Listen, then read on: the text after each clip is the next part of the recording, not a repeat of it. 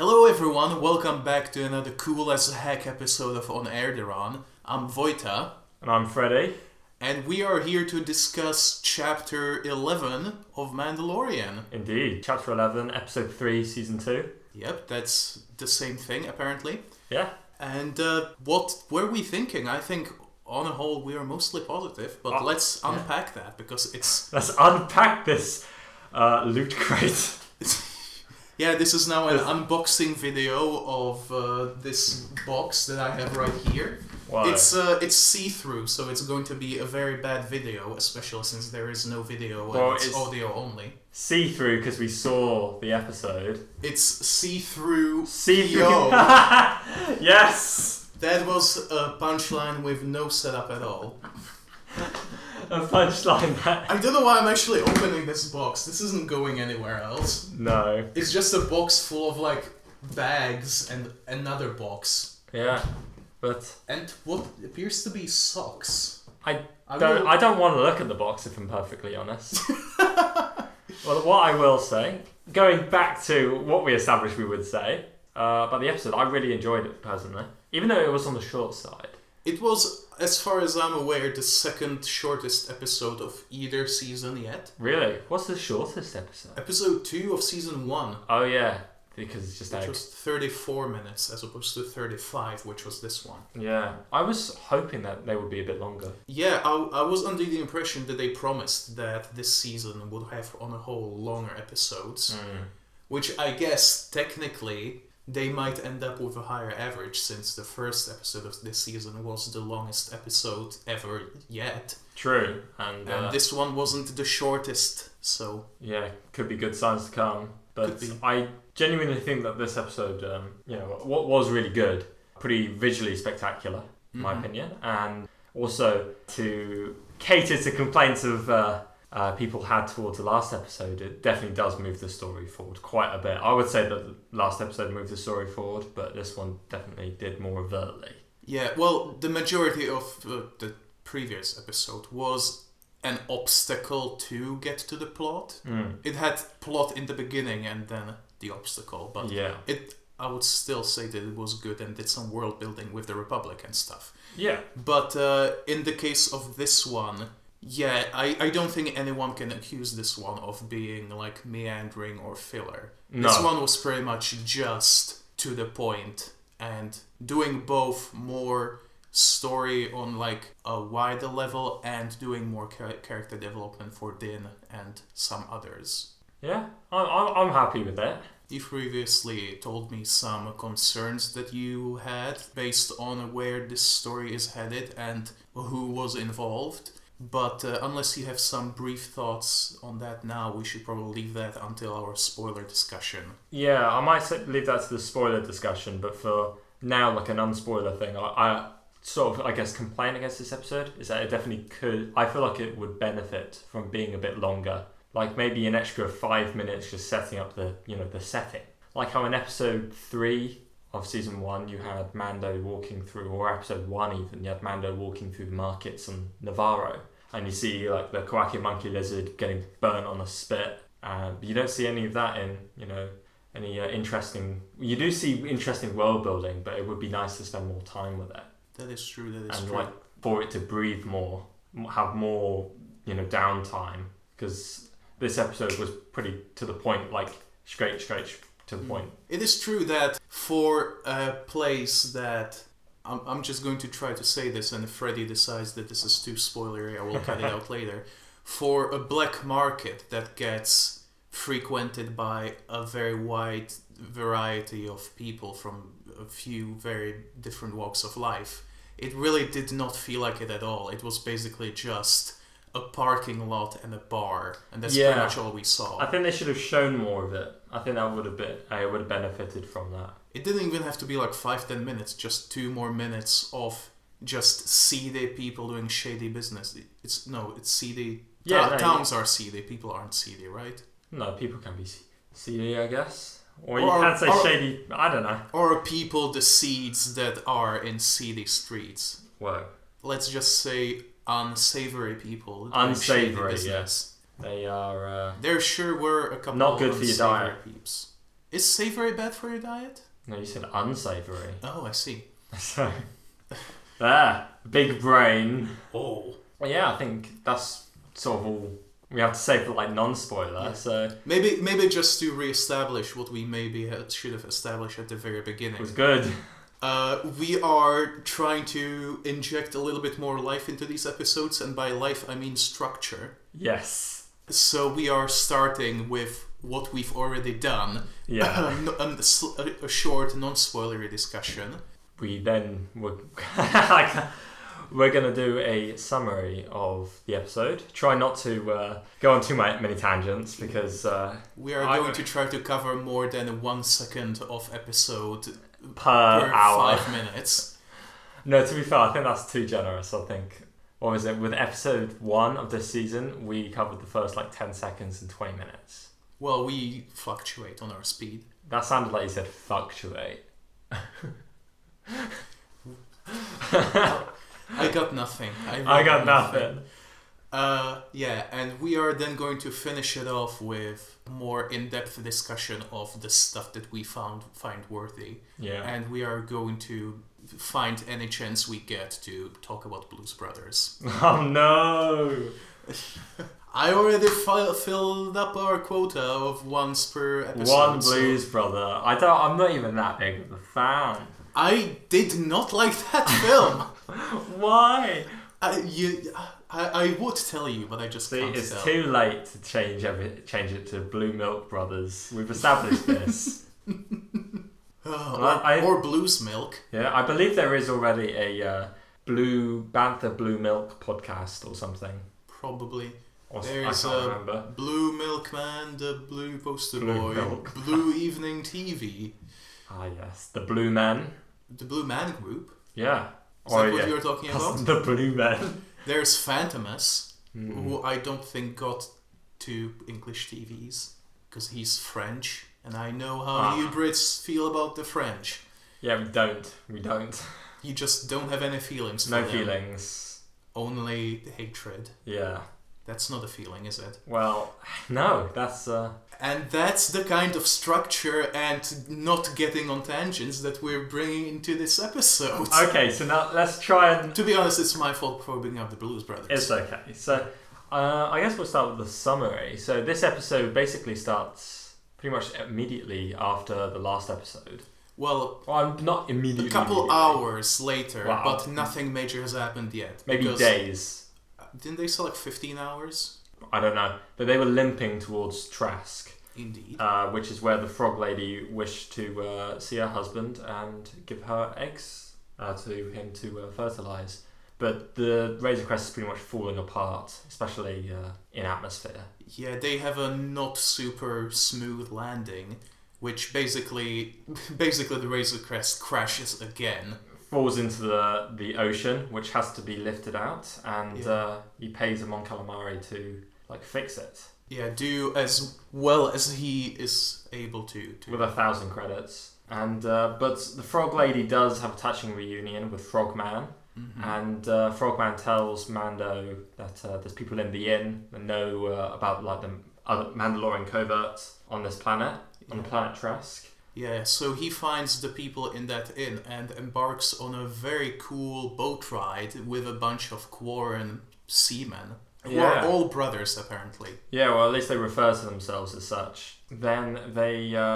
turns out they were just trying to get Mando's Beskar, and they push Baby Yoda into the mouth of this Mammacore, which is this big sea creature. Which is basically a kraken. Yeah, but you don't really see it. You only see its teeth. Yeah, you basically see the part of it that looks exactly like a Krykna. Yeah. But... bloody Mando is too attached to the kid. He's going to save it, but he completely fails and he almost drowns. But he is saved by a certain person in a strange armor that looks a little bit like his, except it has breastplates. I was going to say, but it looks like a night owl Mandalorian armor. But no, you just went straight to that. I was just saying, he already met a guy who looked like a Mandalorian, and this time it's a lady, and another lady, and a guy. Yeah, it's true. They're all wearing blue, and one of them has, as Freddie pointed out, night owl markings on her helmet. Yeah, well, specifically the night owl markings of a certain... bo-katan. Shall we do that again? No. No, let's not do that again. But yeah, it's bo-katan from the Clone Wars, and they save Mando and get Baby Yoda. And the very next thing they do is take off their helmets. Which Mando doesn't like, and they basically reveal to him that Mando's just been in a cult the whole time, and he didn't know. Because he was like questioning bo-katan. Was like, are you a real Mandalorian? When she was the leader of freaking Mandalore. So he needs to know his place. But he's from the Children of the Watch, which seems like a culty subsection of Death Watch, who apparently are trying to renew the ways of the old Mandalore. Yeah. Which implies to me old Mandalore meaning like Old Republic Mandalore. Yeah, but they do say that in Clone Wars. We're going to the Sun and Onderon, boy. Eventually, probably. But Mando just yeets off out there and gets ambushed by some Quarren because Mando. They say, you killed my brother. Prepare to die. Yeah, but then Bo-Katan appears. Shows up again to save Mando. She says, no, I killed your brother. And then all of the Mandos kill, 10 of the Quarren in, under a second. Yeah, it was super cool. And then Mando gets hired by the other Mandos to do a little job for them in exchange for information about the Jedi that he's trying to get to. So Mando has to help the other Mandalorians, led by Bo-Katan, get some weapons off of this Imperial Cruiser. A super cool fight sequences ensue. Yeah. Mando left Baby Yoda with the frog people, by the way, whose baby hatched, and Baby Yoda didn't eat it. Well, he didn't eat anything as far as we are concerned. And as far as we know, that probably means different things. And it is revealed that this Imperial Cruiser is in fact under control of Moff Gideon. He's not there, but he appears as a hologram. Yeah, it's going to Moff Gideon's fleet. So it seems that Moff Gideon is actually far bigger, he has a far bigger force than we sort of realised in episodes 7 and 8. Yeah, he's definitely more than just a guy with 100 troops. Yeah, it seems like if he's got a fleet, each Star Destroyer takes thousands of people to control it. So, he's got a lot of people. And there were already, maybe 50 people on that Gazanti that just got completely wiped by the Mandos. And their own ineptitude. Yeah. Mostly that. Yeah, the Mandos take over that ship. Barely, but they do. And Captain kills himself. Yeah, he tries to bloody kamikaze the ship. Yeah, he was going to scuttle it because Moff Gideon said that it's already too late. You know what to do. Long live the Empire.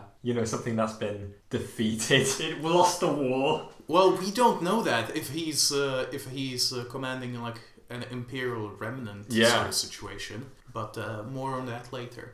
Exactly. Time codes, nowhere. Nowhere, because this is a podcast. Well, podcasts can have time codes. But well, no. We're lazy. Just bloody email us on Air-Deraan at gmail.com if you want time codes. Yeah. And then we'll tell you personally, no.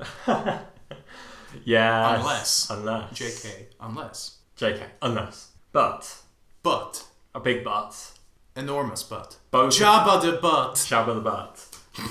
Jabba the Butt's niece, Bo-Katan.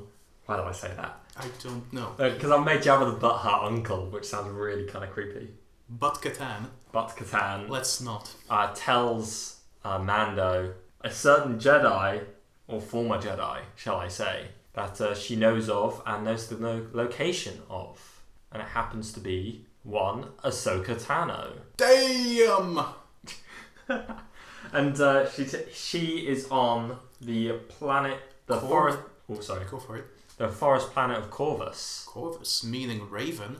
So Yeah. we might be getting some witchy stuff. Maybe. Maybe like a Dathomir colony, but that's... I think it's too just a much of name. Yeah, I think it's just a name. Well, she was on a city. She's in a city of something. Coruscant. It's not Coruscant. It is Coruscant. Caladan.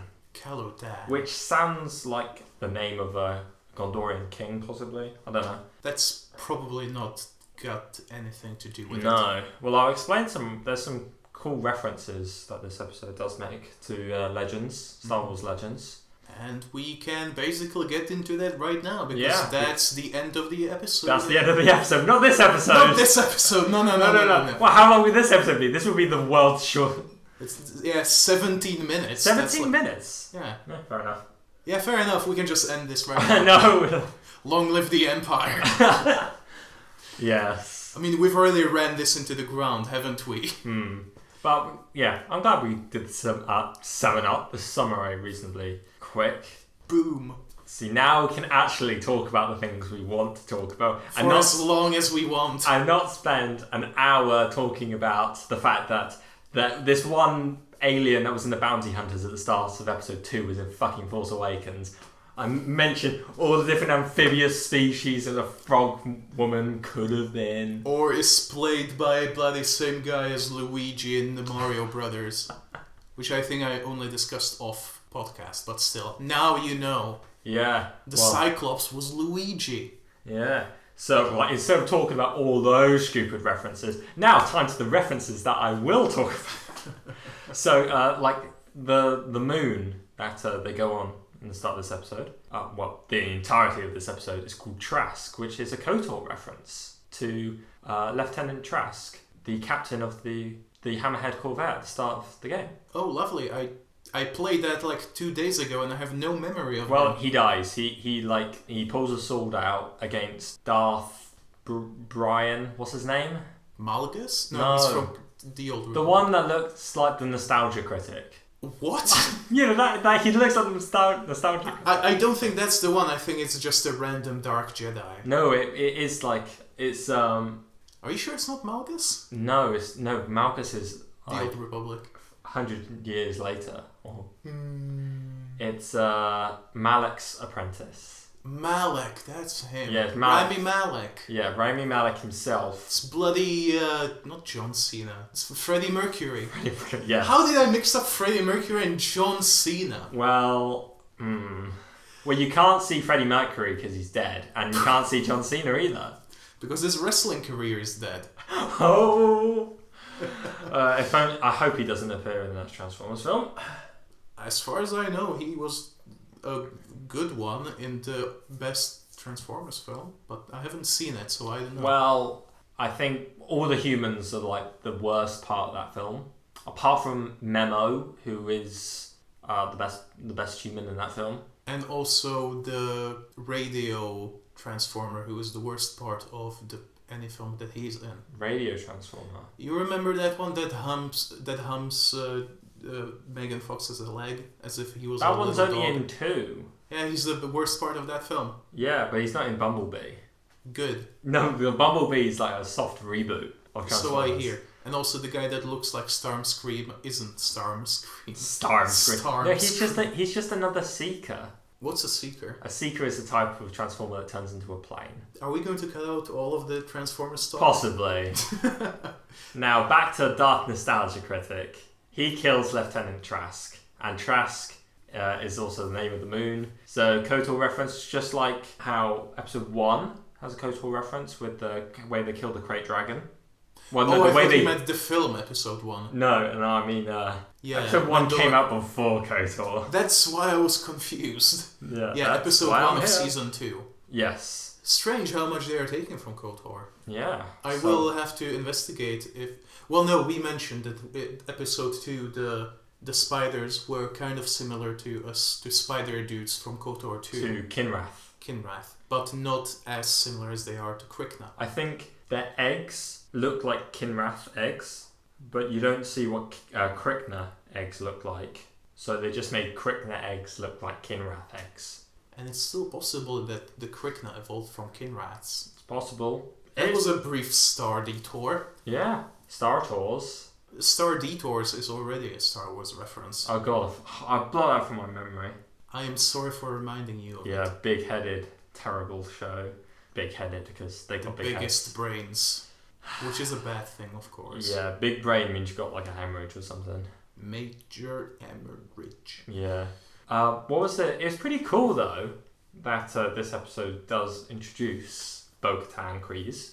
It was very cool, although that was kind of the worriment that I mentioned that you might have. Yeah, I don't want this this season of The Mandalorian to just be. I don't want it to be the Rebels sequel series. Fucking hell, I don't have a list, I swear. The Rebels sequel series. Yeah, I don't want it to be that because You sounded exactly like the nerd from Robot Chicken. Oh fucking hell! That was the best moment of my life. I saw a Star Destroyer and I came in my pants. Oh my. Oh god. Yeah, having bo-katan in is really cool and sort of fits because she is a Mandalorian. But Ahsoka's going to be. I don't think she's going to be in the next episode. We'll probably go over that later. But the fact that Ahsoka is going to be in the series, I don't want there to be like all the Rebel stuff. I mean, this isn't where I want Rebels to be continued. And I'm very happy to disagree with you. You want this to be the Rebels content?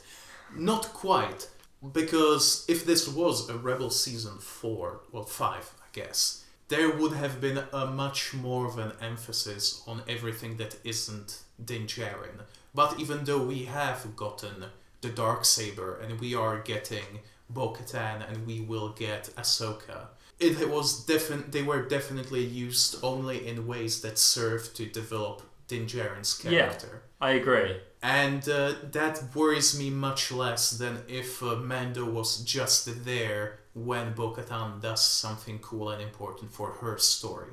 Yeah. Which would have been the case if this was a continuation of their characters. I feel like, well, I trust the showrunners not to make this into a Rebel sequel series. I can't say sequel. I trust them to be able to do that because they introduced bo-katan in a very organic way that was similar to how they introduced Cobb Vanth, who was another expanded universe character. Mm-hmm. So I hope that I feel like they will do that for Ahsoka as well, as you said, and develop Din Djarin. Yeah, the way they introduced that Ahsoka is going to be in the story felt less like, oh, this is the really cool character that people love and we're gonna get to see her again, and more of a, yeah, you need to find someone, oh, it's that person over there, and it just happens to be Ahsoka. Yeah. I'm not sure what would have swung in the other way for me, but I think that the fact that I didn't groan and that I didn't feel like it was cringy felt like, at least without any rational thought in my brain, because I never have those anyway, it felt good.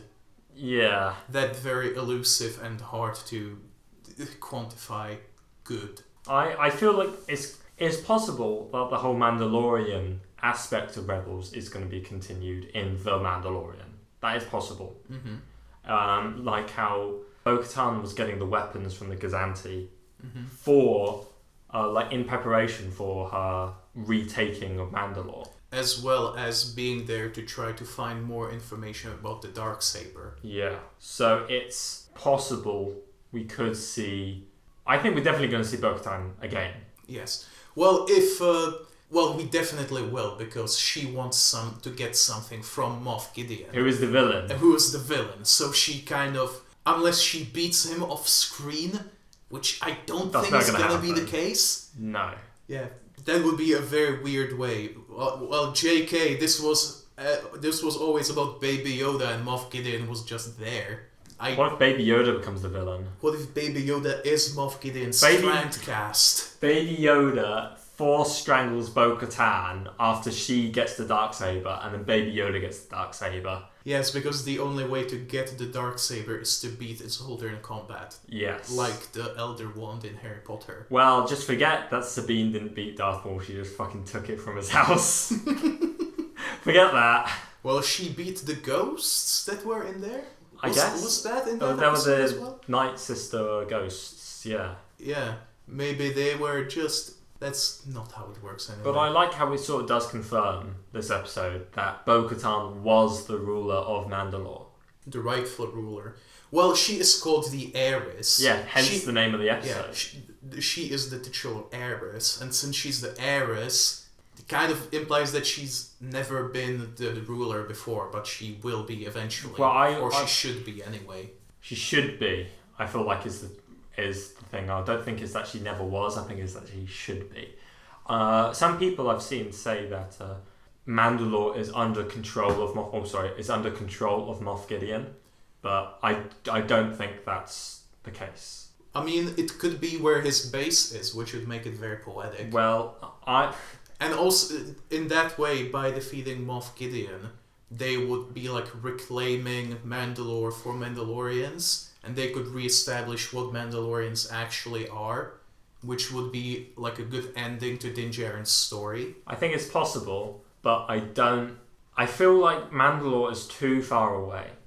Like, actually spatially? Like, spatially. Like, I know this is... You never see... I'm going to go, like, super nerdy, but you never see space maps in Star Wars. You don't see them on screen, ever, until The Mandalorian. You also never see the space that is controlled by who. Mm-hmm. And in The Mandalorian, you see the red... Imperial Remnant controlled space, and it's all in the Outer Rim around Tatooine. When did we see that? You see that in last episode, and you also see that in this episode as well. Really? Yeah, on the Navi computer. I made a digital version of it. Okay, fair enough. Yeah, I will have to look at that again. And so on that map, you can see that Tatooine is the contested space that this episode that Tatooine is set in is all in that space, and presumably Navarro is there too. It kind of has to be because Gideon was there. Yeah, and Gideon's here. What's the German guy's name? The client's name. Yeah. The client was I there. can't believe with a bunch of stormtroopers. I always know his name, but I forgot it now. We can cut out all the time that we are trying to come up with his name. Yeah. It's not Fred. Fred. It's not Fred Crumb. Fred Crumb. Yes. Darth Malgus. Werner Herzog. Yeah. I was searching it and then I remembered. So that was useless. Yeah. At least I remember they just call him the client. Yeah. But I feel like the Outer Rim is where Gideon is, but that's not to say that. So. And is Mandalore a core world? Mandalore is near. It's sort of in past the mid rim and past the expansion. It's nearer. So it's between expansion rim and the outer rim. Yeah, I think so. But the thing is that Mando calls Mandalore cursed.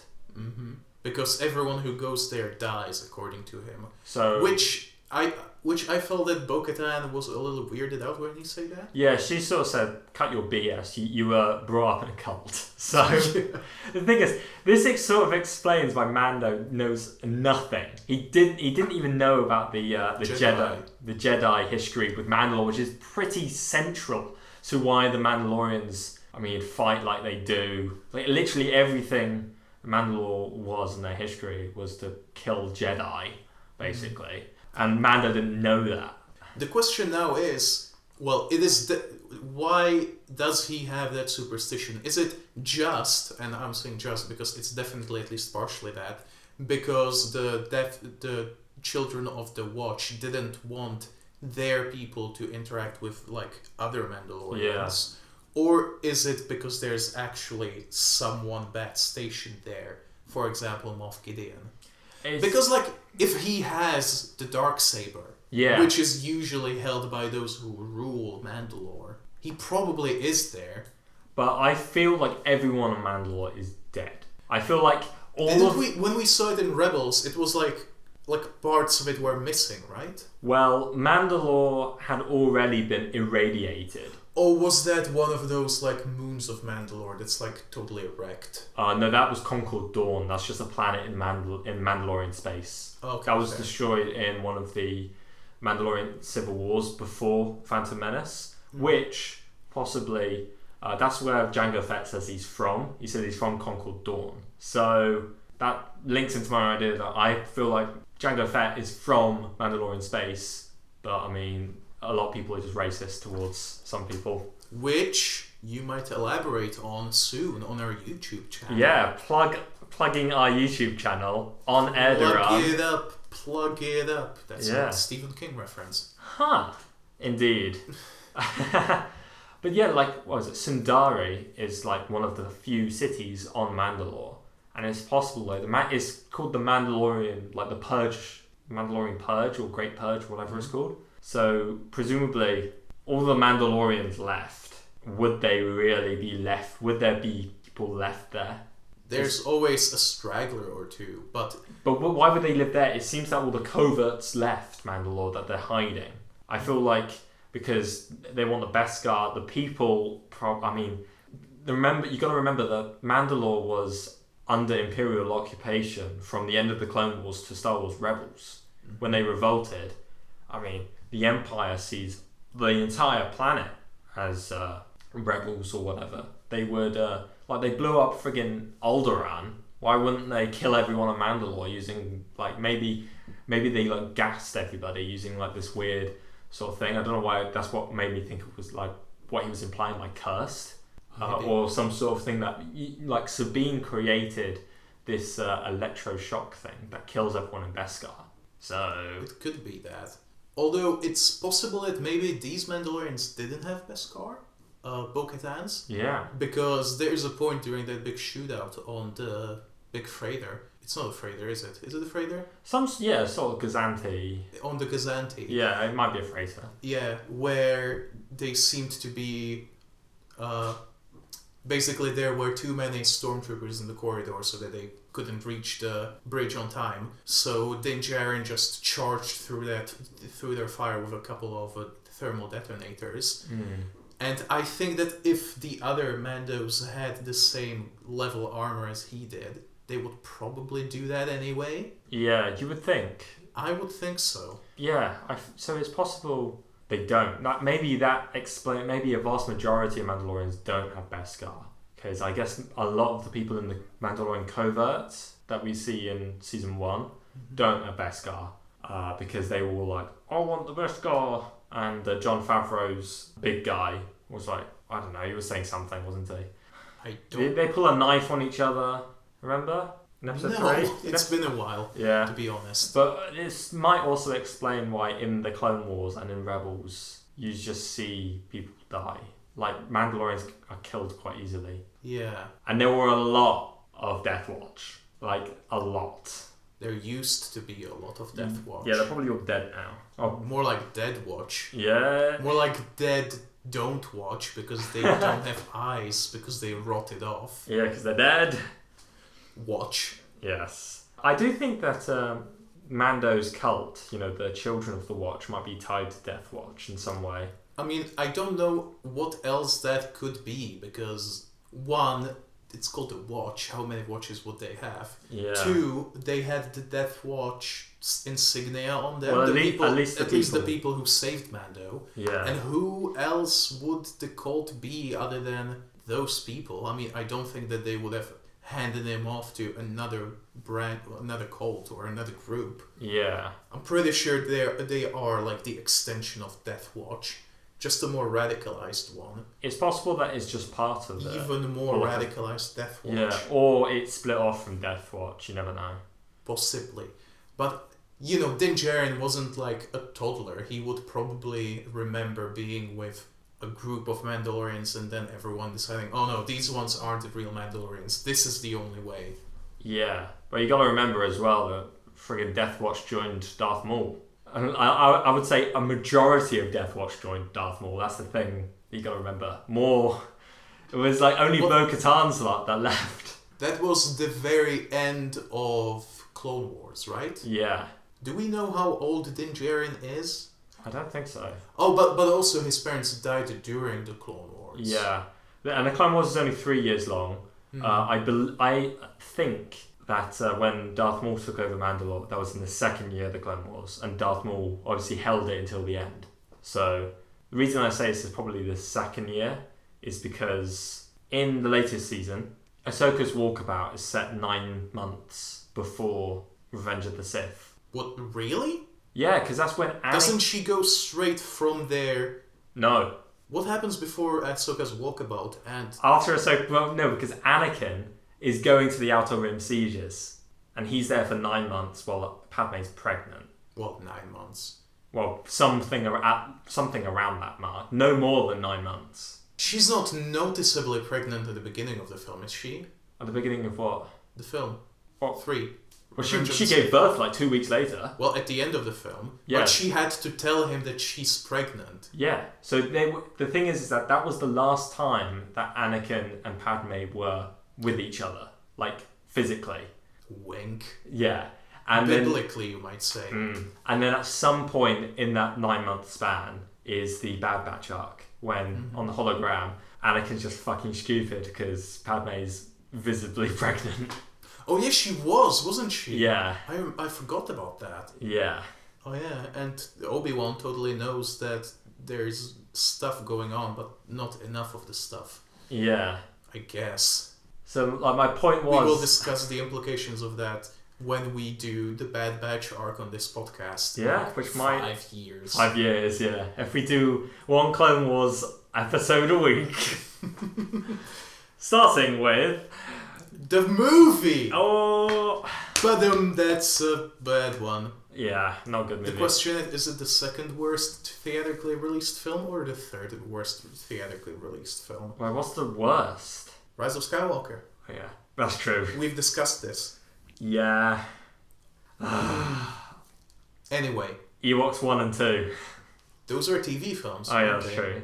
Not theatrically released. Also, question is Phantom Menace 3D worse than Phantom Menace? Remember when they were going to re-release all of them in 3D and they just never did? Yeah, I remember me and my friends discussing at length if they were going to just slap 3D on the original trilogy or if they were going to just remake them. Remake them? Yes. What? I was in the camp that thought they would. What? Yeah. How would they do that? They would just shot for shot remake the original trilogy with 3D. Like with new actors? Yeah. Huh. Sebastian Stan as Luke Skywalker. Oh, no. I didn't think that back then because I had no freaking idea who Sebastian Stan is. I would not like that. I don't like that. He doesn't look like... Some people say that he does. I'm some person and I say he doesn't. I'm some person and my name is Anakin. Yeah. I'm pretty sure that even bloody what's his face, Luke Skywalker's actor, Mark Hamill. Yeah, Henry Cavill. Hello. Yeah, he said himself that Sebastian Stan looks like a young Mark Hamill. Maybe I was too used to him looking rugged. Yeah, I mean, because Luke is pretty slim. Slim Shady. I knew you were gonna. Did you actually? Yeah, I was like, no. I could have said Slim Jim Kim Jong-il. Yeah. Eminem as Luke Skywalker, please. He's too old. Oh. Unless they do like a middle trilogy. Oh. The pre-sequel trilogy. I mean, they might. Set in the Borderlands universe. Isn't Borderlands 3 not good? Like story-wise? Okay. I don't know. I don't know. Speaking of Borderlands universe / other universes, did you hear that like one of the upcoming Star Wars films is meant to take place in an alternate timeline? No, it's not.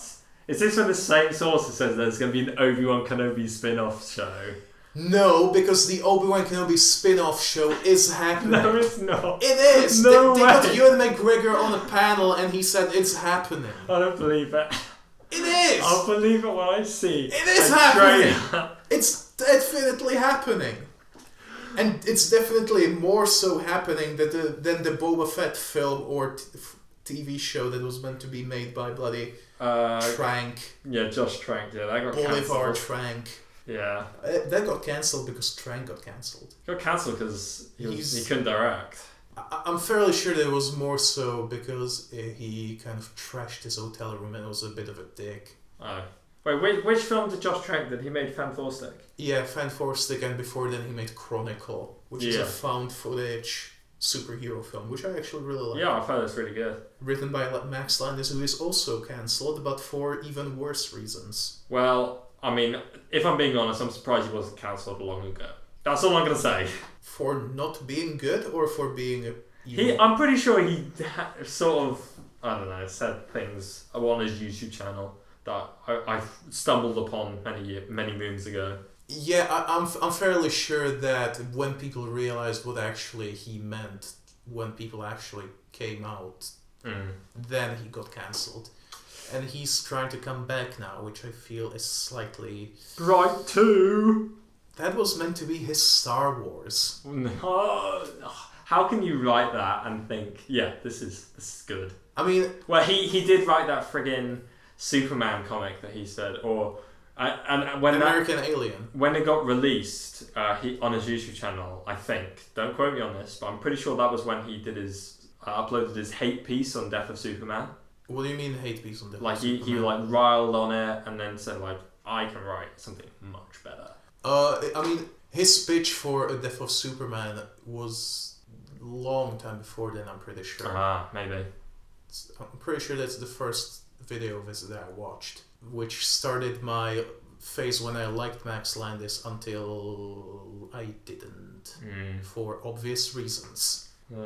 It's funny, like, talking about like Star Wars directors getting cancelled. That's the whole reason Colin Trevorrow didn't get cancelled, but he got taken off because Book of Henry. The Book of Henry. I was gonna say Book of Eli. Yeah, no, that's a different film. That's the one where which one? Denzel Washington? Yeah. Is that him? Well, it's post-apocalyptic. It's like a Christian thing, but apparently it's really good. Yeah, I mean, he goes around with the book that can save everyone, which obviously is the Bible. Yeah.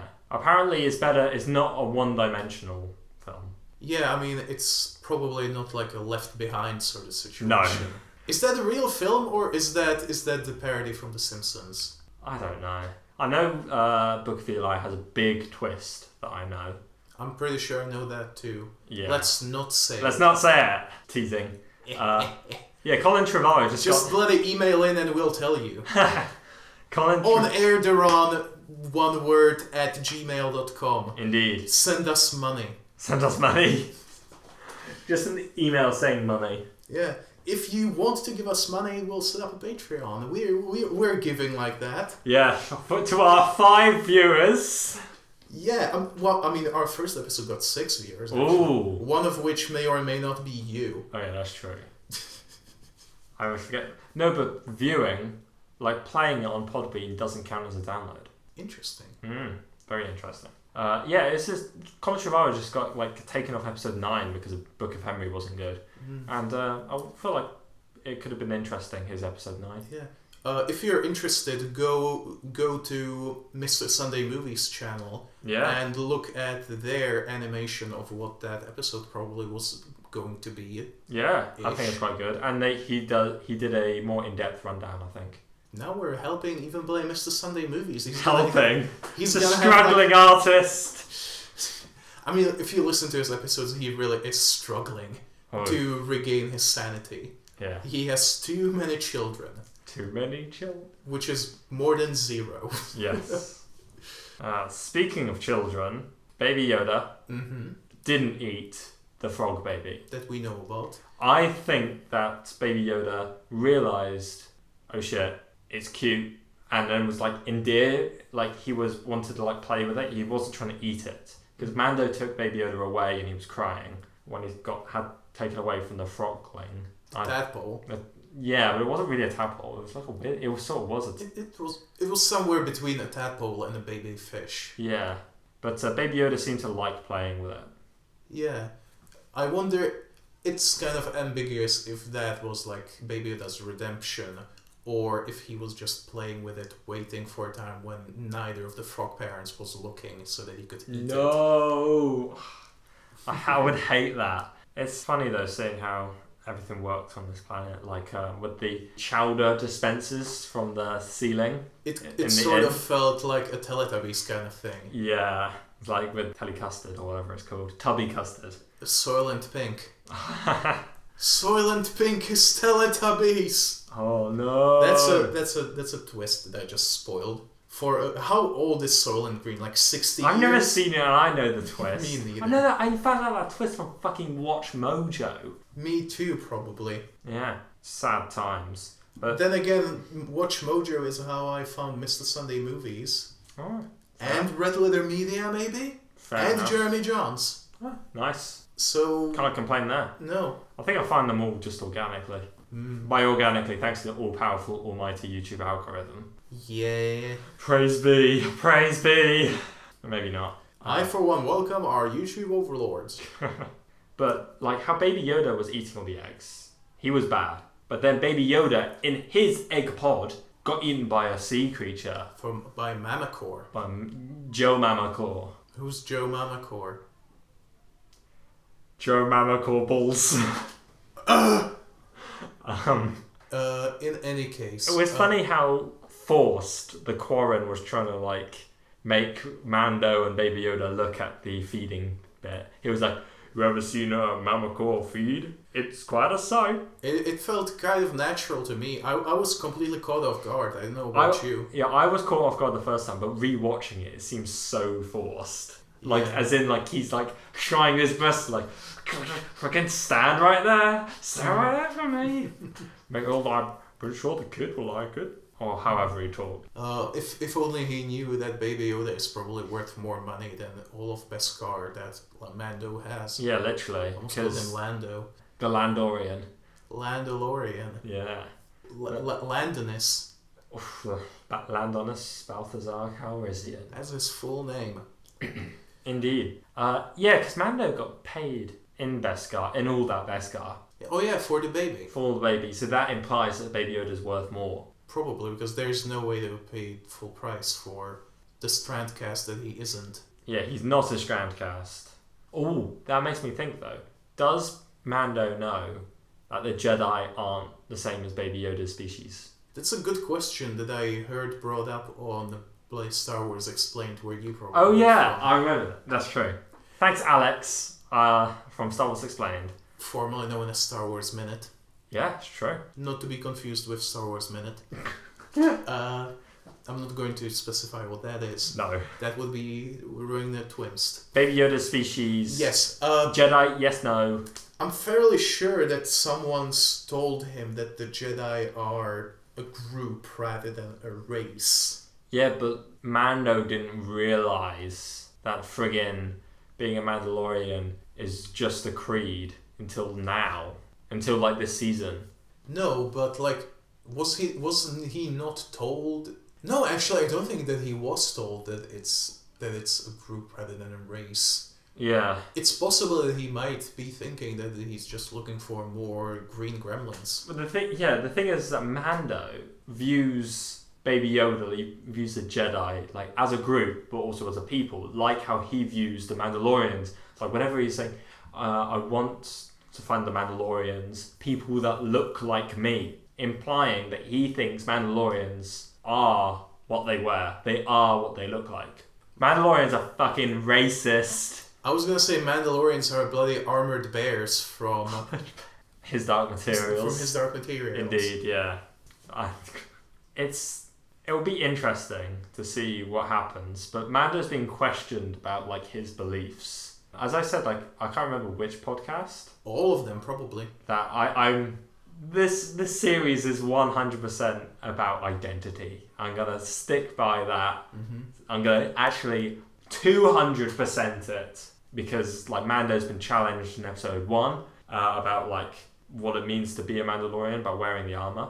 And episode 2, it's about he's got to stick to the creed, so what he believes. You know, because the frog lady was like, I thought you Mandalorians stuck to your word, or those are just stories. In episode 3, Mandalorians take the bloody helmet off, and it turns out he was in a cult his whole life. So...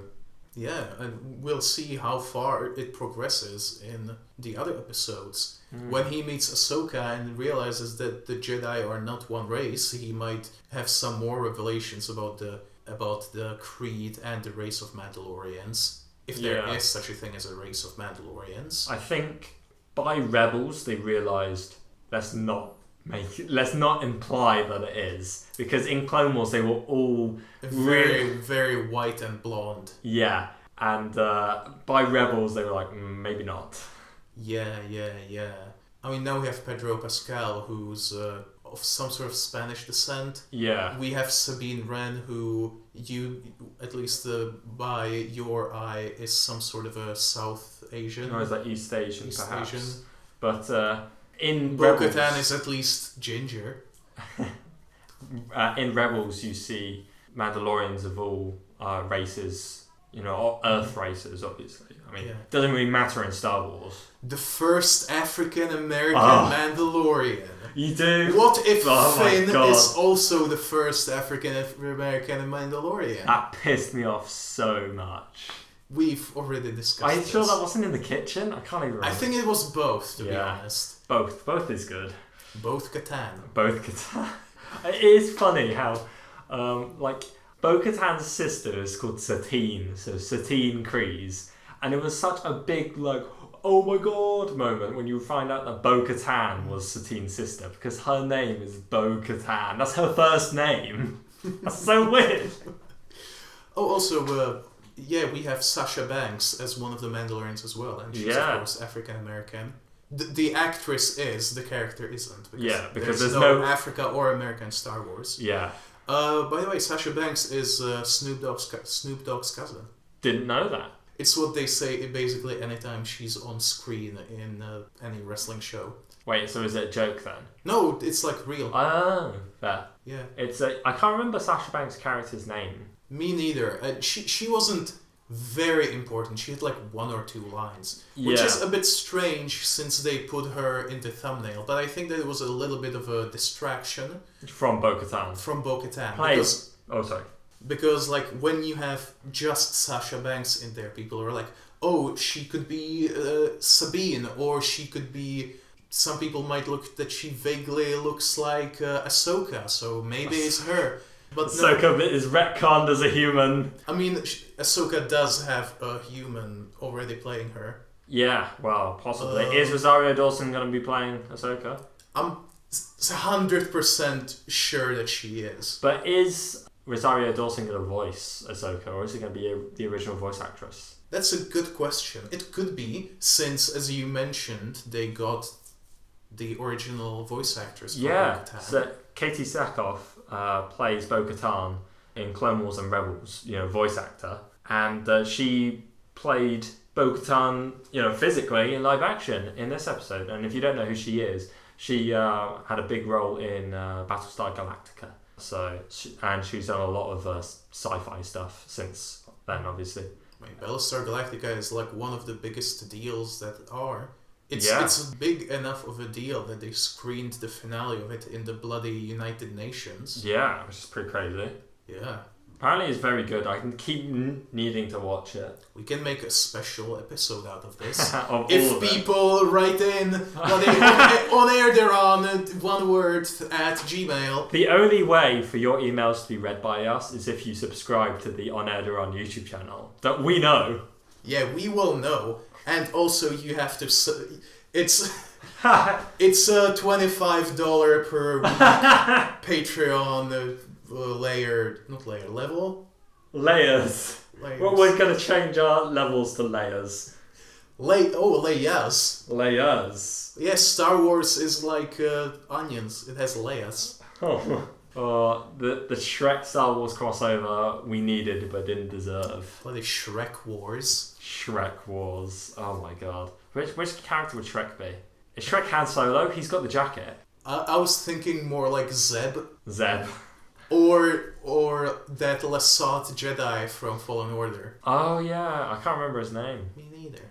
He's a bit of a weird guy. How are there more Lasat? Oh yeah, because the Lasat only get extinct during the Empire, don't they? Yeah, which was a little weird. How that doesn't matter. It's 5 years after. No, it's 10 years after the end of the Clone Wars. It's Rebels. Rebels start. The first season of Rebels is 5 years before A New Hope. So that is 14 years after Clone Wars.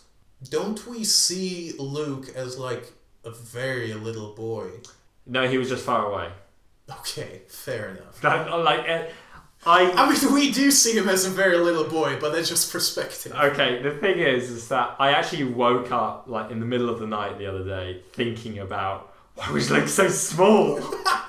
I hate to admit it, but and the thing is that they in the Rebels art style, the Lars Homestead the thing on the surface, the little hut on the surface, was really big as well. Nice. In the distance, so it just made Luke look tiny. I don't know why they did that. I think Rebels can look really good in some parts, but it also questionable in other parts. Especially in parts that we've already seen in say, Clone Wars. Oh yeah. I mean specifically Rebels Yoda. That very smooth-looking Yoda. Rebels Anakin. Have you seen the Rebels Anakin? Yeah, they were both in the same episode, weren't they? I think so. May have been. The Rebels bo-katan. I don't remember Rebels bo-katan. Rebels bo-katan doesn't really look like Katie Sackhoff that much. Oh, it seems that instead of aging in getting older, it just makes your forehead wider, according to Rebels. Imagine bloody Yoda with a oh my god, a 15-foot head. Yoda because a wide load. Wide Yoda. A wide load. I was going to hum the White Putin song, but I have no idea what it is. What? Do you not know the White Putin meme? No. Why do you do this? What? I'm sorry. I understand the joke, but why did you make it? I don't know. So anyway. Back to Rebels.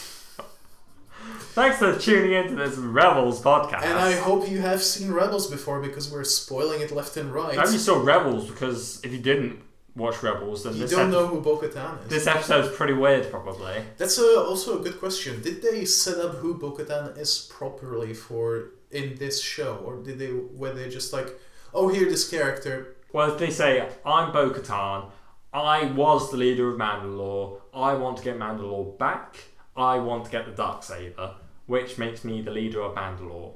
So I think they sort of run down all the basics. Yeah. They don't need to say, I am the sister of a previous Duchess of Mandalore, who was in a semi-relationship with Obi-Wan Kenobi, who was the master of Anakin Skywalker, who was Luke Skywalker's dad.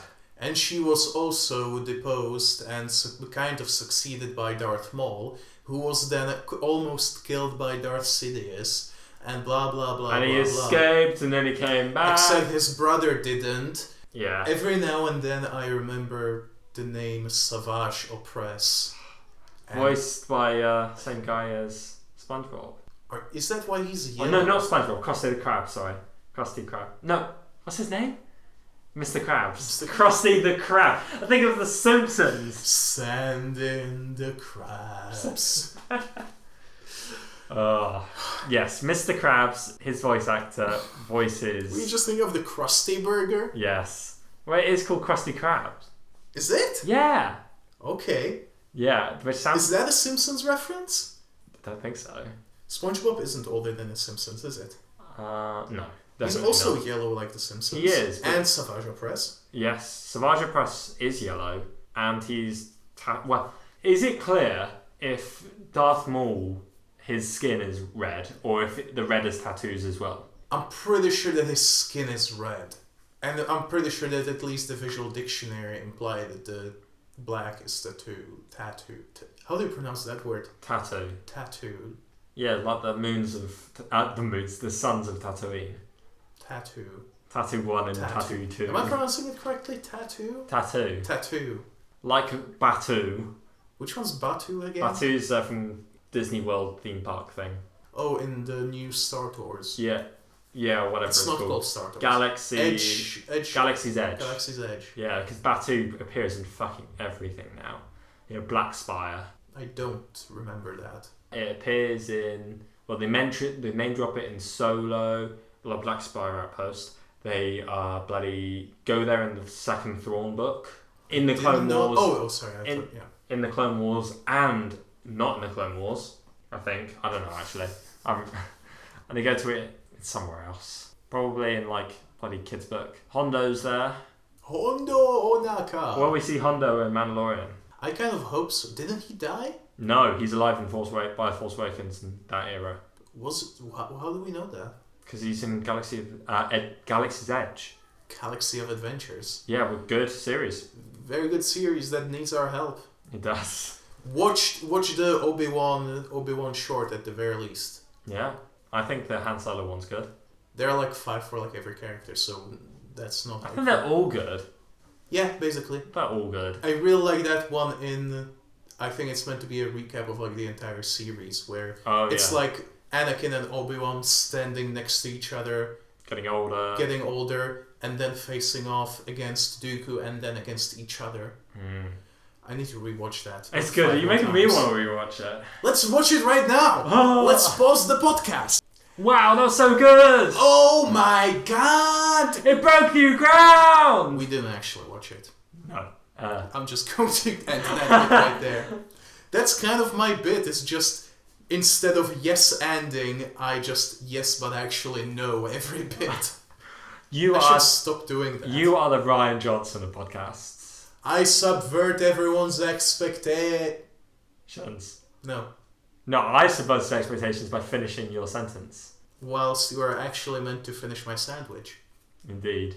When did Frozen even come out? Frozen came out like 2014. I'm pretty sure it's even older. Who cares? Yeah. Let's change the topic completely. Let's talk about Mando's knife. The most OP weapon in all of Star Wars. That's a pretty cool knife. What else does he use it for, though? He killed the Mudhorn in one stab that tiny knife. And he killed like a little squid that was attacking Baby Yoda. He didn't kill it, he just made it run back in the thing. He just barely touched it and it completely flopped. Yeah, I thought it was like bleep, and it was like running back into the... It retreated back into Still, the water. he neutralized 2 targets by just... A tiny little squid thing that you're meant to eat. I'm not too sure if that really counts. I'm not actually sure. Are you meant to eat it, or was it meant to... Well, are you meant to eat it while it's alive? Presumably. Who knows? I mean, Corin and Mon Calamari are weird people. It was also like the second facehugger reference that we've seen in just as many episodes. And there's a third facehugger reference thing in this episode. Oh yeah, there's like a weird starfish that hisses at Baby Yoda. Yeah, because like when the Mon Calamari guy, quote unquote, fixed the the Razor Crest, he just like put nets over everything and string and rope. It's like there was a net placed over Din's chair for like no reason.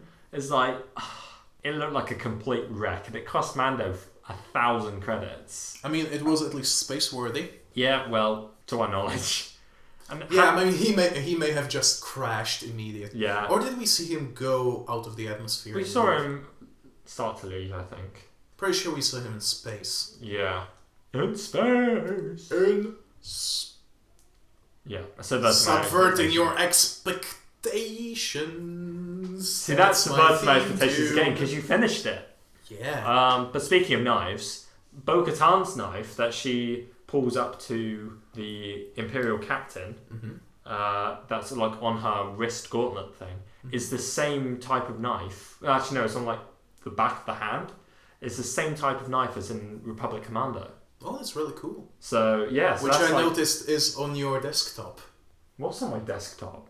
Republic Commandos. Oh, yeah. No. On your PC desktop. On my laptop. I was like, hang on a minute. I pointed somewhere up. Yes. And Freddie got so spooked. The thing is that Republic Commando actually isn't... I uninstalled it, but for some reason the launcher is still on my desktop. Interesting. I really don't understand that. It's a very short game. So I hear. I've never actually played it. It's not that good. Some people swear by it.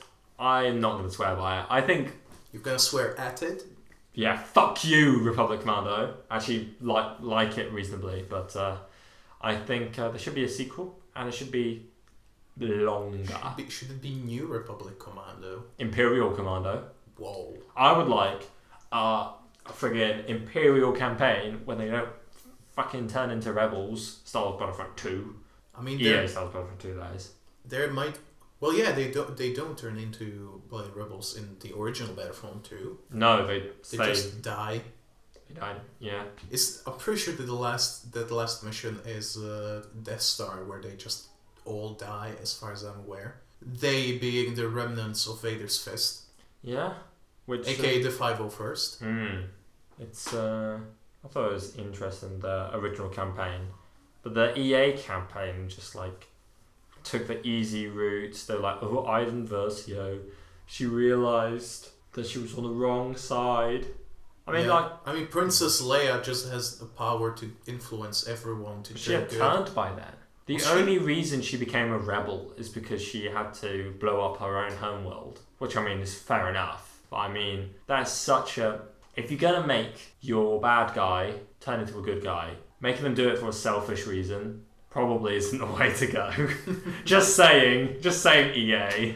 It's as if like Iden had to shoot two dogs, her neighbour's dog and her dog. She shoots her neighbour's dog, has to shoot her dog. It's like, nah, I'm not going to do it now. And then she becomes a rebel when she's already shot her neighbour's dog. Yeah, there was Project Cinder, wasn't it? Operation Cinder, when Palpatine had this failsafe. If he dies, he's going to torch pretty much every important Republic place or Imperial planet. It was all of the loyal Imperial planets, or a load of the loyal Imperial planets. Which makes so much sense if he was just going to come back a few movies hence.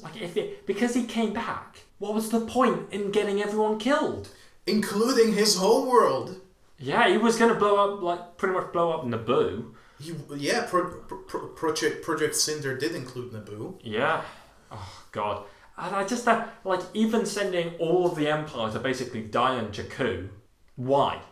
If the remnants were to flee into the unknown regions, become the First Order, that then in turn becomes the Final Order, which is part of the Sith Eternal, then why did they destroy all the Empire at Jakku when they could have all just gone to the unknown regions? Subvert. Why didn't bloody Palpatine just come back immediately? What was he building? He wasn't building those Star Destroyers with big guns on the bottom because, as the visual dictionary says, those were only being built after the Mandate 4 from friggin' Last Jedi was made. Yeah, in other words, those big dreadnought things with those big guns. Yeah. Which were then repurposed to be Death Star guns somehow, even though you need a fuck ton of Kyber to make that weapon. Or are they going to say that it wasn't Kyber? Probably. It was synthetic Kyber. Oh, I hope not. That Palpatine made using his dark magics. What I find interesting is how big of a deal getting the firepower for the Death Star was. Like, it took a long time to get all that Kyber together.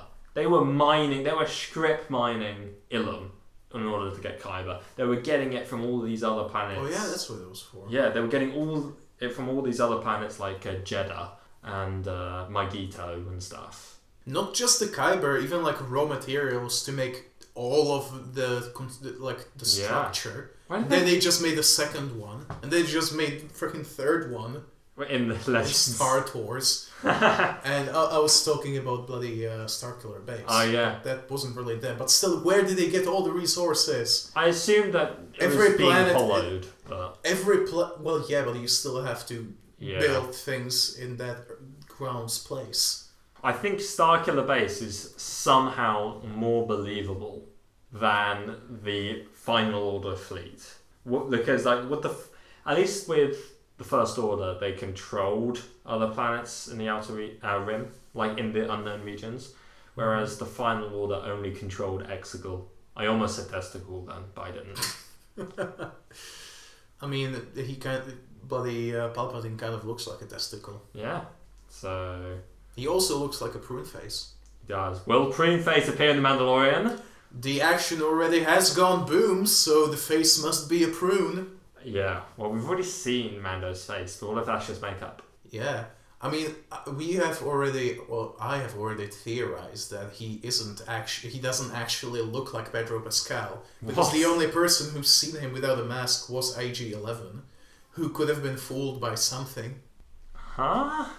Why would he not look like I don't know. It was not a good theory, but it is a So it sounds like a game theory then. I was gonna make that joke. Sorry. It's fine. You saved me from doing it. We gotta stop making game theory references. No! Considering we don't like game theory. See, it's just a cultural touchstone of our era.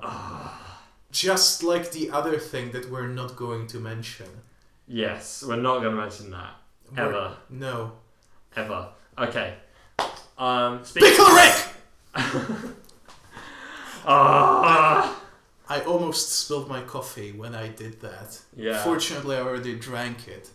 Which explains why I'm so hyper that I make that. You might want to, in post, quieten that down.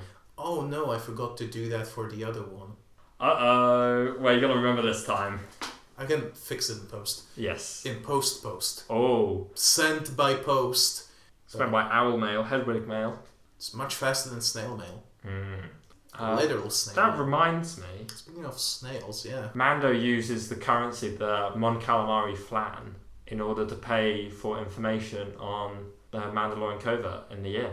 Uses those little squishy Mon Calamari currency. Which was pretty cool. I wonder if he has a stash of every currency on his ship, or if he just changed. Is it New Republic credits at this point? Maybe. I wonder how many places actually use that. The thing is, they offered to pay him, in Season 1, Greef Karga got offered to pay him for a thing. I think the first bounty we see in the show in Imperial credits, and Mando's like, those are worthless now. Mm-hmm. So Imperial credits are still around. I guess New Republic credits are going to take time to get to the Outer Rim. Probably. Because they don't really have that much of a hold, considering there's Imperial... Too much of a holdo? Yeah, hold. Yes. Considering there's so many bloody Imperial Remnant about still, which I think is the way to go.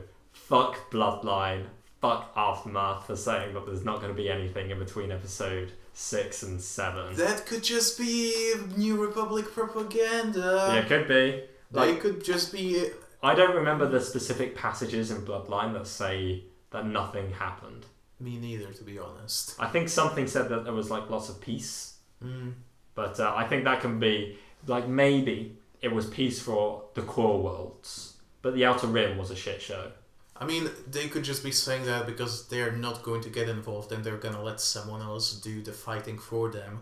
Like the Mandalorians, perhaps? Perhaps. Or the Hutt cartels are just going to be taking over. I would like or to see perhaps that. they will just sit there and do nothing until the Imperial Remnant rejoins with the First Order in 15 years hence. I don't think that's going to happen. That also kind of explains how the First Order went from being not really that much of a threat to literally having the entirety of the galaxy. What, between episodes 7 and 8? Yeah. Yeah. Even though it wasn't addressed in the films, it would make it make sense. Well, that's because a load of the core worlds were still Imperial, basically. Mm-hmm. Because they'd all been given amnesty, as long as they basically join the New Republic.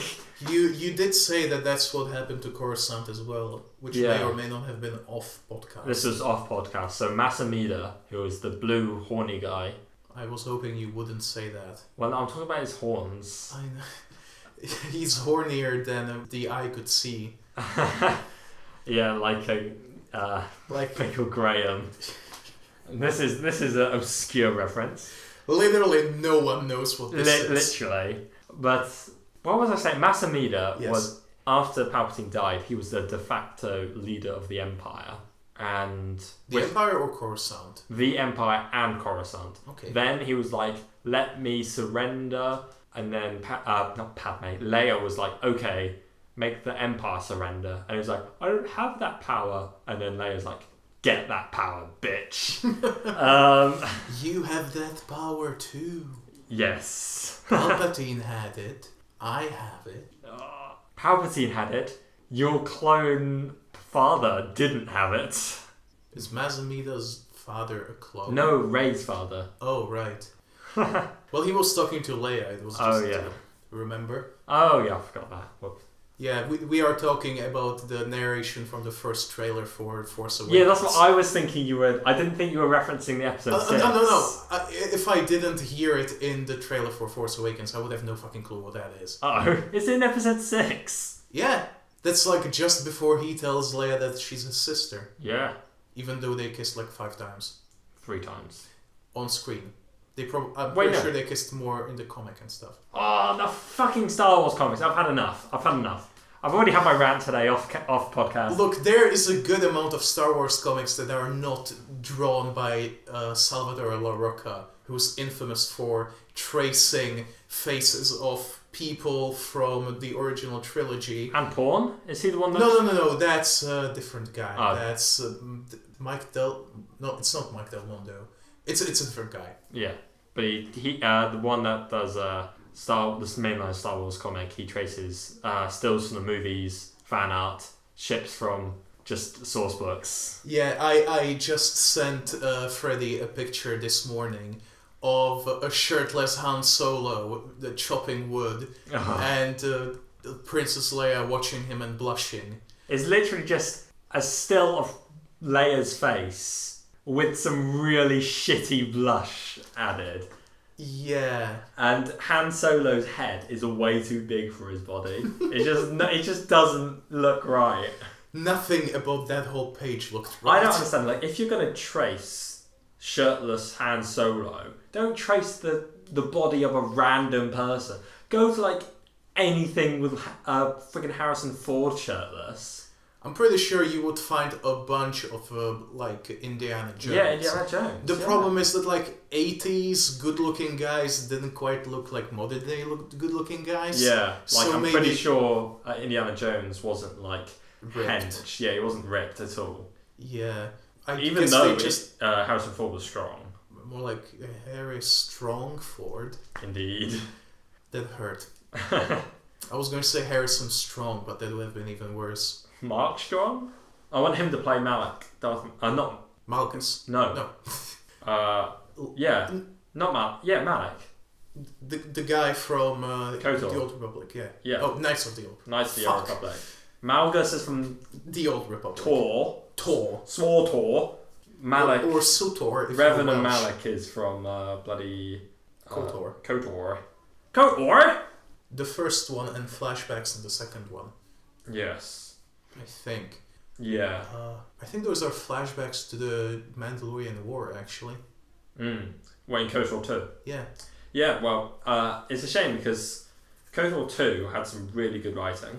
Like, really good. And then it was done by Obsidian, though. KOTOR, the first one, was done by BioWare.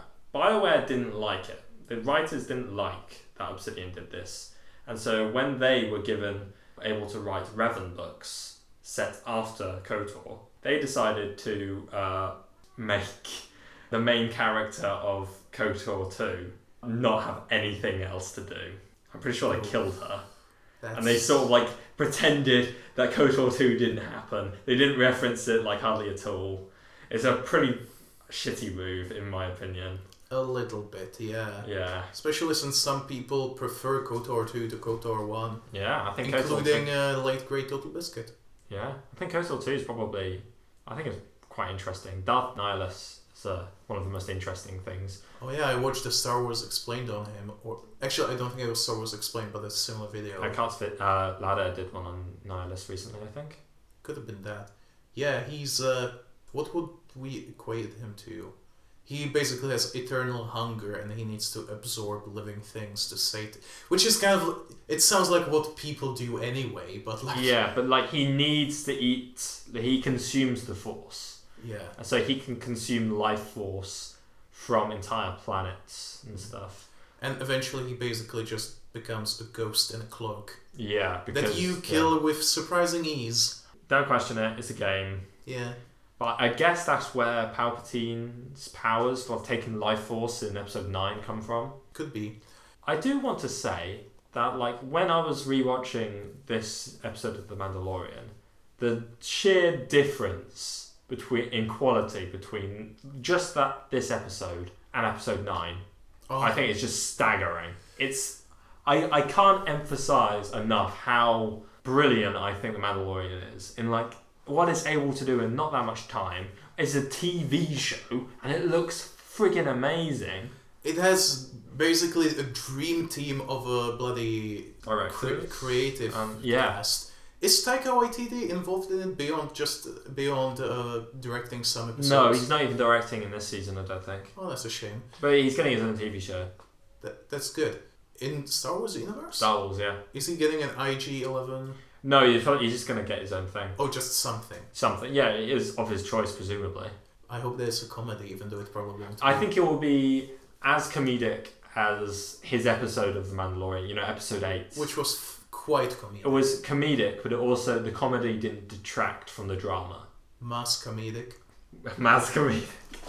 I'm in the union on such district. a tangent because of Mazamida. Yeah. Somehow. They have such a good creative cast. Speaking of creative people and directors, this episode was directed by Bryce Dallas Howard. Yeah, she directed The Sanctuary, which was episode 4 of last season. Yeah, or as I call it, the fishing episode. Yeah, and this is the fish episode. And it's... Coincidence? I think it's really interesting because they're so completely different, these episodes. So this goes to show that Bryce Dallas Howard, that was her first directing. This may or may not be her second one. Yeah, possibly. Season 1, episode 4 was the first thing she directed. And I think that was pretty amazing. I really liked that episode. And she's already a better director than George Lucas ever was. Oh, hey! Dab on the haters. Yeah. The Sanctuary was open, in the action scenes. It was it was outdoors. Mm-hmm. Whereas the action scenes in this episode were it was some of the best tight corridor action scenes that we've seen in a long time. I would tend to agree. There was... That's pretty... the action in this was freaking cool. The way that the action in the cargo bay was handled, which I think is as much direction as editing. How that works exactly. Well, I guess the director may have some influence in how the editing happens. Not too much influence, hopefully. George Lucas in the prequels. Or J.J. Abrams in episode 9. I don't think that editing was the biggest problem of episode 9. But on the topic of the cool-ass direction and editing in the cargo bay sequence, we should probably just say what that was. Yeah, it's we've trapped them in the cargo bay control area. The what? The cargo bay... Yeah. Love that. In the middle of him saying that they're in the cargo control area, yeah, the Mandalorians just airlock all of those people. Yeah, they get sucked out while the Gazanti is going into orbit. Yeah. It's just so cool. I love this show, man. I know, we're able to watch so much Star Wars. Because before, you would have just the films... live action Star Wars. Mm-hmm. You would just have the films, which are only... And Caravan of Courage. Yes. But the films are only 2 hours, 15 minutes. Mm-hmm. Or 2 hours and fucking 30 minutes if it's Rise of Skywalker. And Revenge of the Sith. Yeah. The Revenge of the Sith is only 2 hours, 20 minutes. It's still pretty long. Yeah. Not as long as Lord of the Rings. Not as long as Endgame. Yeah, Endgame's 3 hours. Yeah. It's a good one. Yeah, it deserves to be 3 hours. Could have been longer. Could have been, yeah. Probably not. No, I don't think they could have made it over 3 hours and still had it be a mainstream film. No. I think only Lord of the Rings can get away with that. Just imagine The Irishman wasn't even released in I was just thinking, yeah, how long was that? 4 hours. 4 hours! I don't know if Angry Joe even does that anymore. Well, I don't know, yeah. He probably does. Yeah. He definitely doesn't because all games are games as a service, microtransactions. Yeah, they don't even have a campaign anymore. Back in my day. Remember when the worst things about games was that they had a tacked on multiplayer? Oh my god. Assassin's Creed Brotherhood multiplayer. That one was pretty good, but Spec Ops The Line multiplayer. Yeah. A game about how bad war is and how killing is terrible. Don't spoil the thing for me. I still haven't played it. I'm not going to tell you the twist, I'm just saying that it's about how bad war is. War is bad. And war is peace. Yeah. 1969. 1969. 19420. Whoa, that's far away in the future, dude. Yeah. It's when Star Wars is set. I wonder where we're going to be in the year 69420. Well, very soon we'll be living in the year 2069. It's not that soon. I mean... It's 49 years away. We'll be in 2069 before you know it. If we even survive that long.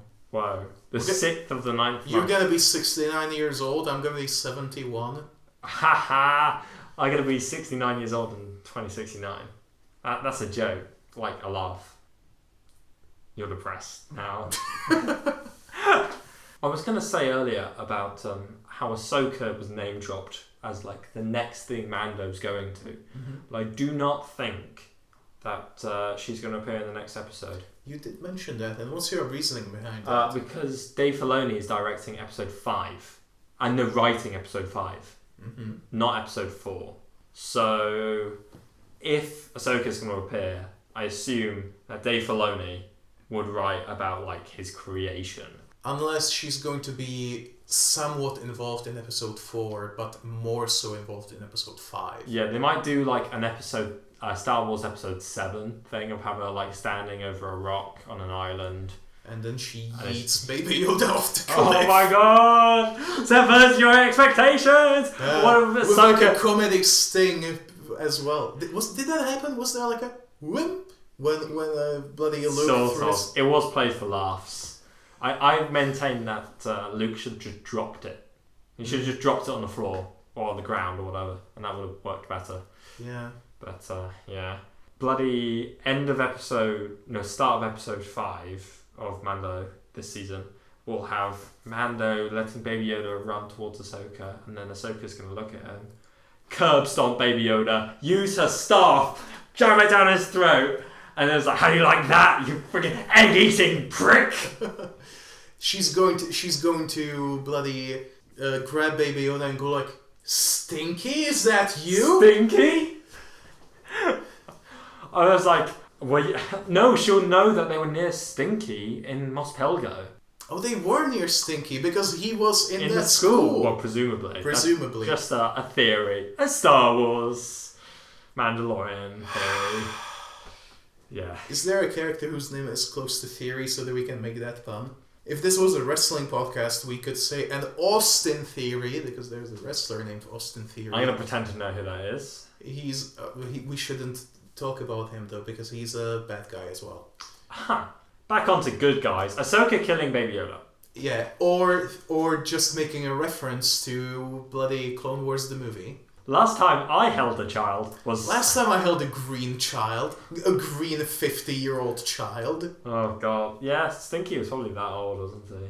Well, not 50, because they don't become adults until they're 50. Or is it that they don't leave their mama's like, birth area? Not... They're like kangaroos. They like stay in like their mama core until they're like 50. Yeah. I'm not sure at what point Stinky was. It's Stinky dead. I doubt it, but who knows? But that's my Stinky spin-off show. I would watch a Hut TV show. Yeah. I'm not even sure who talked about it, but I think that someone like theorized, or maybe that was on the cards at some point, that Guillermo del Toro may or may not have been interested in making like a Godfather, but it's the Hutts. The Hutt father, as I said. Probably starring Marlowe the Hutt. Marlowe the Hutt. The Hutt who's a spitting image of Marlon Brando, the Godfather. God. Of Don Corleone. Yeah. It's a deep cut, isn't it? Mm. I've never seen a Godfather film. Neither. Didn't the monocle Hutt die? Zero the Hutt? No, the one with the monocle. I think Darth Maul probably kills him. Could be. Zero the Hutt was killed by Size Noodles. Yeah, he Spoilers. was. Spoilers. The size stand for spoilers. Size. Yes. Spoilersy. Spoilers Noodles. Yeah. Where do you think this next episode will go?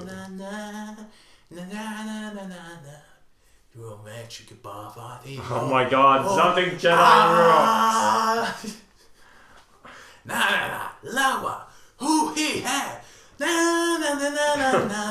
This isn't a musical episode of our podcast. This isn't the CW.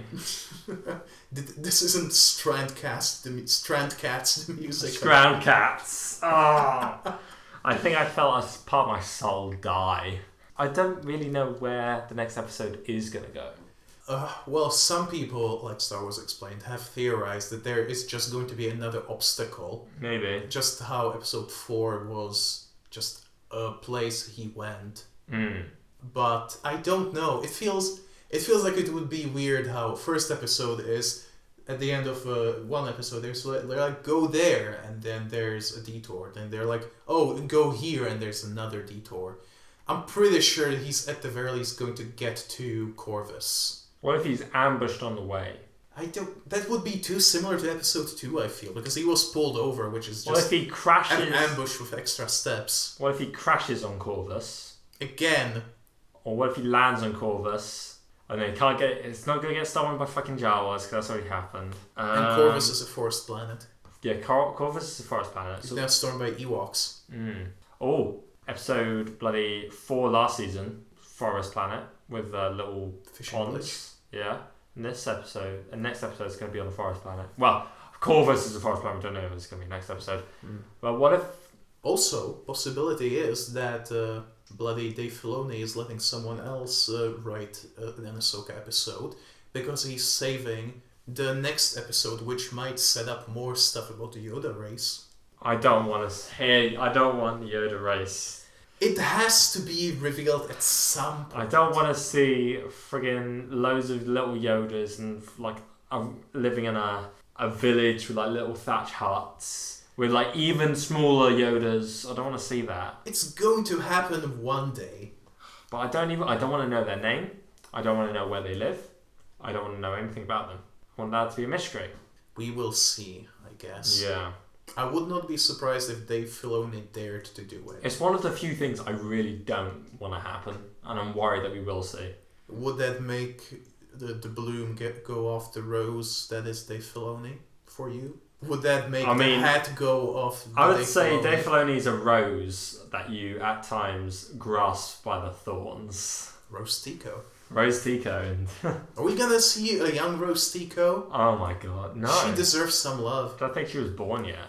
She was 28, I think. 28, oh, she might be a baby. This takes place like 20 years before Bloody yeah, this is 8 years after. Is it 80 years after the trilogy or 80 years after Yavin?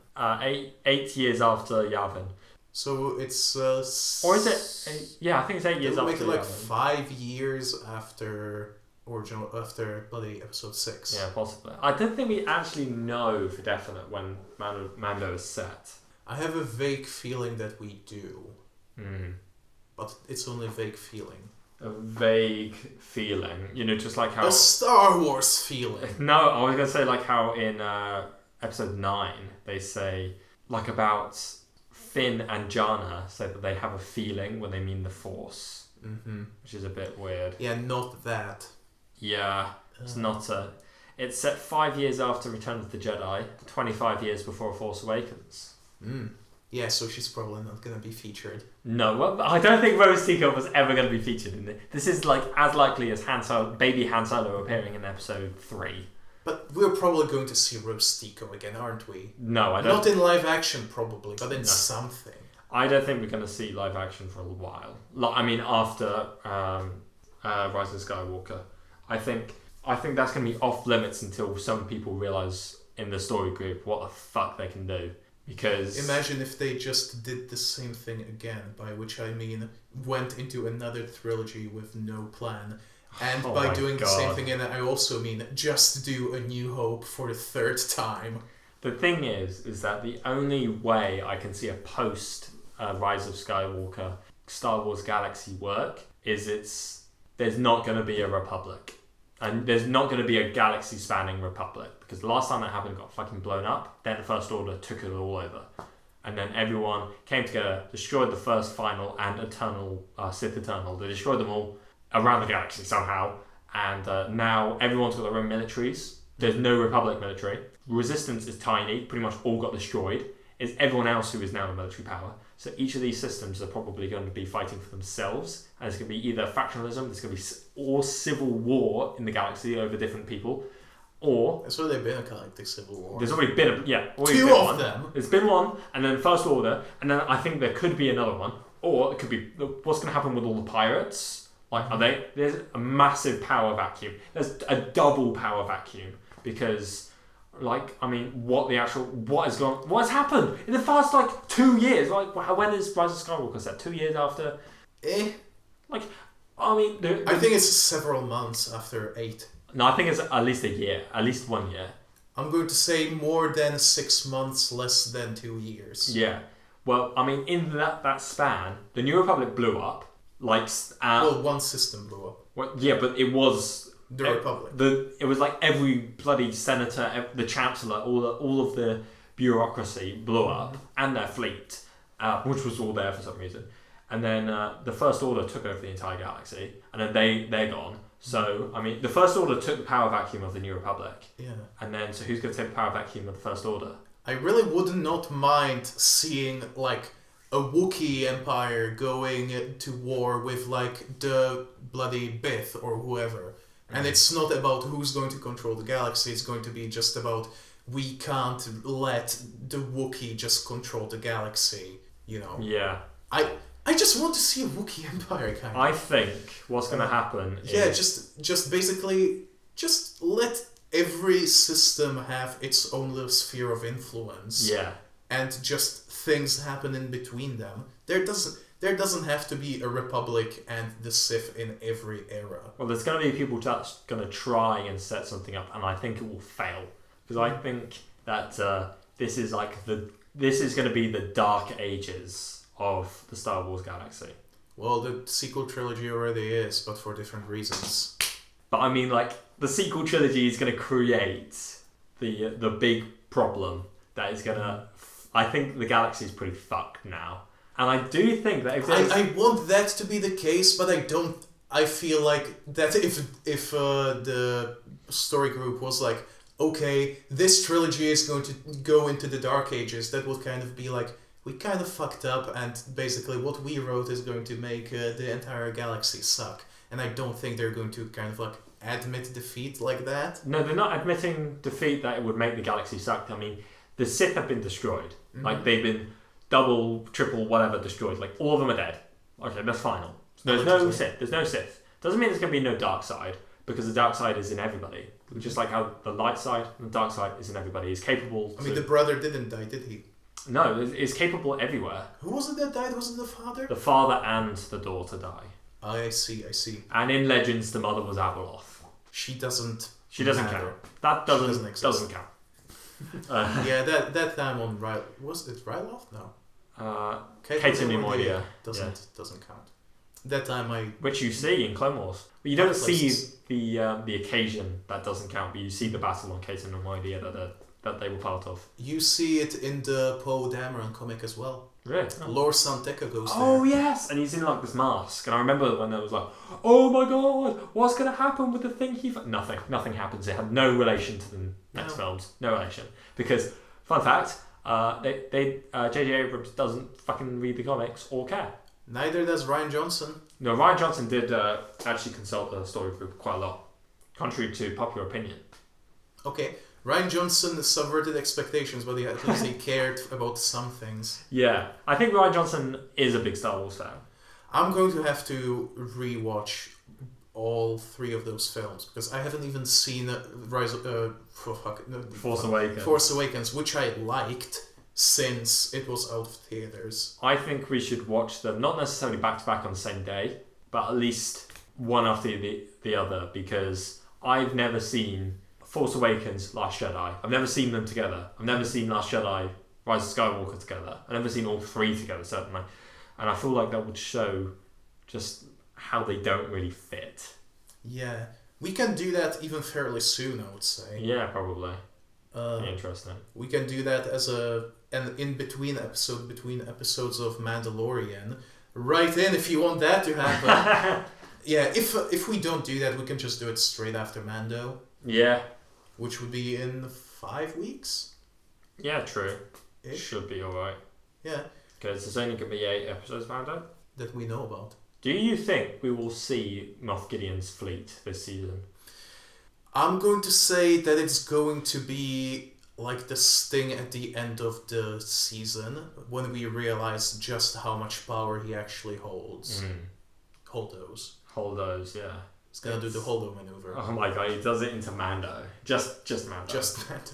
He completely obliterates it. Yeah, he does what bloody Han Solo does to the Wrath Tower.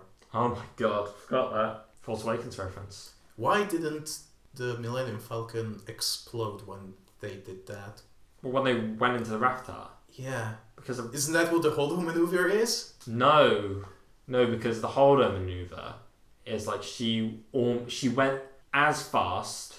Well, I mean, this is my... she was at like the fastest point before being in hyperspace. Yeah, she was as fast as she could go before joining hyperspace, which just meant she fucking obliterated anything in front of them. Which I think interpreting it like that makes more sense than she went into hyperspace and then went through, because that's... I'm not gonna go like Last Jedi doesn't. It's a terrible movie because hyperspace is broken forever. And it has too many women in it. Yeah, as some people claim. It's like I'm not idiots. I'm not a sexist, but why does Holdo have pink hair? And it's like, oh, fuck off. Why are people like that? I don't know. Yeah. Because. Yeah, no one hates Star Wars more than Star Wars fans. Yeah. That's true, like the amount of shit we've talked about. Yeah. Rise of Skywalker just this episode. And don't worry, we will not just go on being very positive about everything we'll watch. As we've discussed already, we are probably going to watch either Rise of Skywalker and the other ones, or Clone Wars the movie after Mandalorian. I think we should do Clone Wars the movie. I think we should chat shit about Clone Wars the movie before the sequels, because everyone chats shit about the sequels. I think there's some redeeming parts in 7 and 8. Mm-hmm. I would go so far as to say 7 and 8 are good. I would say I am going to save my actual judgment until after I've rewatched them. Yeah, but I will say for a fact that 7 is good. Yeah. And 8 has redeeming qualities. Yeah, I think... I mean, even 9 has at least one redeeming quality. Babu Frick, yeah, true. But on the whole, it has way fewer. Yeah. Wow. Whereas the Clone Wars movie has, like, fucking nothing. Apart from Battle of Teth, which is pretty cool. Mm-hmm. Yeah. Let's save that for later, though. Yeah. It has the introduction of Ahsoka, which, I hated. As we established in episode 1 of this podcast. Oh yeah, that you used to hate Ahsoka as a kid. Yeah. As opposed to your friend who fancied her. Indeed, that is true. I like how you know, because you had to listen to it, like, how many times to edit it? Once. Oh, fair. Do you really think I listened to it that long? No, I mean, based on the fact that it took me a week to edit the last one, it's not that far-fetched assumption. Not that much to take out of this one. I hope not.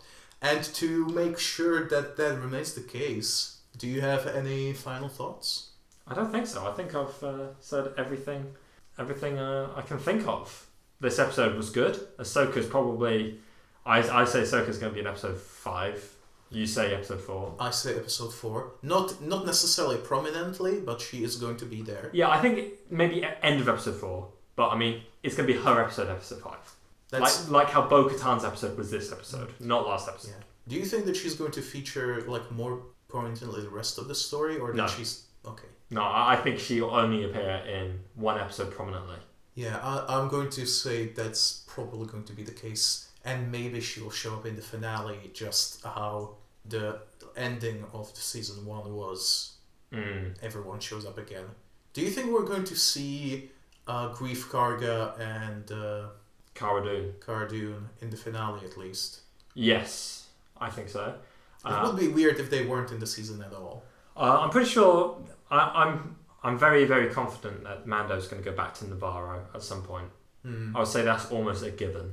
Or they're going to follow him somewhere. Yeah, I think Navarro is going to be, other than Tatooine, I think Navarro will be in every season. Sidebar. Do you remember why Mando went to Tatooine in the first place in season 1? Just to get work. Okay, fair. Because Navarro is presumably close to Tatooine. Yeah, I think that's the reason. I don't think it was like, I've got to go to Tatooine because I've heard such great stories. It was like, I'll go there because I know there's work. And I can't go to Navarro because they're all trying to kill me. Fair It's far enough away to not have Navarro bounty hunter guild, but also close enough so we can actually get there. And speaking of getting there, I think we've gotten to that magical point in the episode when we realized that we've forgotten to name the episode. Oh yes. I thought that we would do it at the beginning of the episode. But we didn't. But we didn't.